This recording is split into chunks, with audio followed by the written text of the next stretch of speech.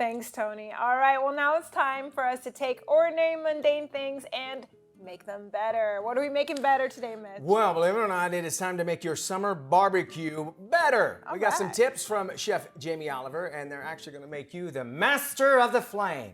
I don't know what that means, why I did it that way. First tip is actually, he says, get the right barbecue.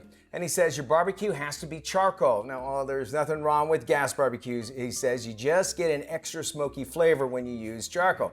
The second thing you need is a good lid. It locks in the flavor and keeps the temperature constant and can be used as an extra technique. Now, without one, you can't do beer, canned chicken, or melt cheese with burgers or smoked ribs, so keep that in mind. Nice. Well, next up, he says to use the right fuel. He says to try lump wood charcoal, the stuff that looks like burnt tree, because it will give the best flavor. Try adding wood chips as well. Hickory and oak are great with fish and pork, while cherry and applewood add sweetness to most meats. Just soak half of what you'll use in water and make it last. Then add it all at one slit. All right, very cool. There's a lot of patience when it comes to grilling.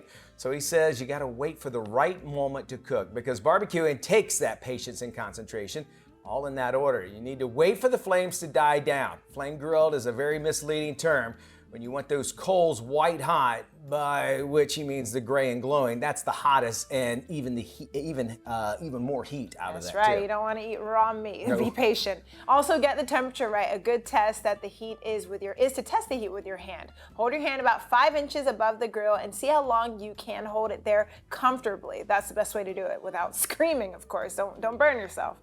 Also, you want to take 6 seconds for low heat, 4 seconds for medium heat, and 2 seconds is hotter than a goat's butt.